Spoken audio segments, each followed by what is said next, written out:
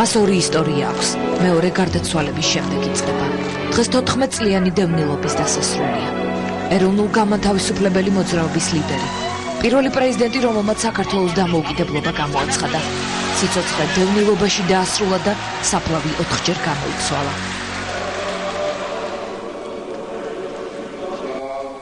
დღეს დილიდან სვეტიცხოველში ხალხის რიგი იდგა. ცერემონიას იღებდნენ ტელევიზიებისთვის პროფესიონალური კამერებით და მოყვარულების საოჯახო არქივებისთვის. გამსახურდიას ცხედართან დღეს ერთად იდგა სამივე შვილი, შვილიშვილები მეუღლე. ტაძარში მოსულ ადამიანებს ოჯახიდან პირველი პრეზიდენტის სურათები მოჰქონდათ.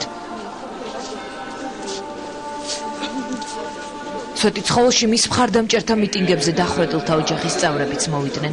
მათთვის პირველი პრეზიდენტის სიყვარული პირად ტრაგედიად იქცა.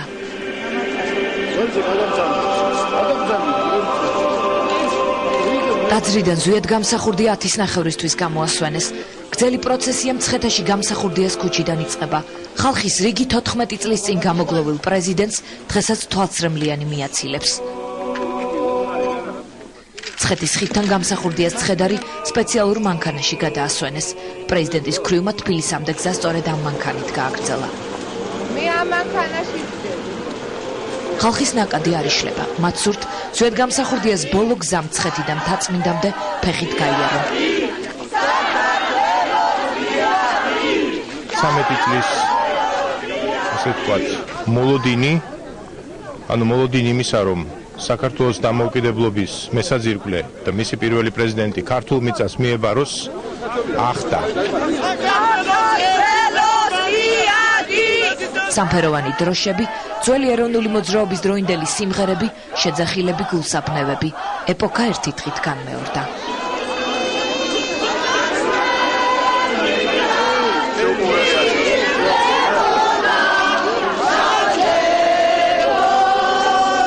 მივიდეთ რესპუბლიკის მოედანიდან, მე იქიდან წავასვენოთ ფეხით.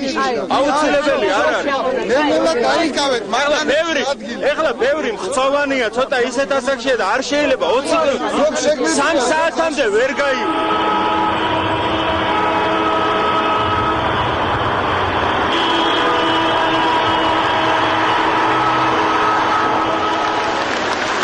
პროცესია ორჯერ ჩერდება.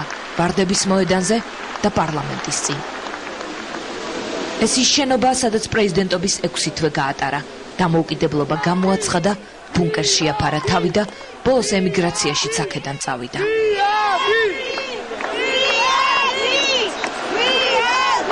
ეს არის სახალხო რეფერენდუმი. აი ეს ყველაფერი რაც ხდება რუსთაველის გამზირზე, ეს არის რეფერენდუმი ხალხმა 17 წლის შემდეგ მისცა შეფასება ყველაფერი იმას, რაც 91-92 წლებში ხდებოდა აქ. ქართველმა ერმა და საქართველომ სრულიად დამსახურებული და ლოგიკურად დიდი პატევი მიაგო და უნდა მიაგოს კიდევაც თავის პირველ პრეზიდენტს, ეროვნული მოძრაობის ლიდერს და საქართველოს განმათავისუფლებელი პრეზიდენტს. ყველაზე დიდი სიტყვა ქართულმა ხალხმა თქვა სახეზე არის ძალიან ხმამაღალი სიტყვა ნათქვა. სიტყვა არ თქმულა, ეს მდუმარე მანიფესტაცია იყო, ხანდახან ყაშით და ნაცნობის შეძახილებით დარღვეული. მოქმედი პრეზიდენტი პირველის ცხედართან რამდენიმე წუთში გამოვიდა. უსიტყვო სამძიმარი მხოლოდ საქართველოს ჰიმნის თანხლებით. ცერემონია იყო დაგეგმილი, მაგრამ ნაკლებად პომპეზური. არანაირი დელეგაციები, გლოვის დღე და გამოსამშვიდობებელი სიტყვები. ის დაკრძალეს უფრო როგორც ეროვნული გმირი და არა როგორც პრეზიდენტი. პარლამენტიდან ექს-პრეზიდენტის ცხედარი ხელით აასვენეს მთაწმინდაზე.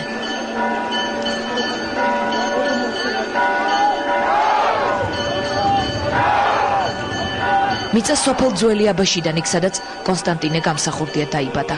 გროზნოდან, იქ სადაც 13 წელი განისვენებდა და საქართველოს 67 ეკლესიის ეზოდან.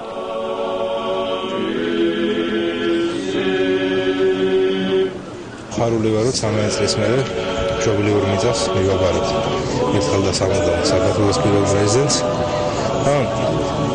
გარკვეული მწუხარებაც არის, რა თქმა უნდა, ძველი ტკივილები გააღვიძა, მაგრამ ასევეა სიხარულიც. მამა დავითის ზარები 12-ჯერ დაირეკა. პანაშვიდი პატრიარქმა და მამა ბასილიმ გადაიხადეს. საქართველოს პრეზიდენტი არის 42-მე, რომელიც მთაწმინდის პანთეონში დაიკრძალა. იგი გუშინ 68 წლის შესრულდებოდა. ეს ალბათ ყველაზე ბედნიერი დაბადების დღე იყო 14 წლის შემდეგ.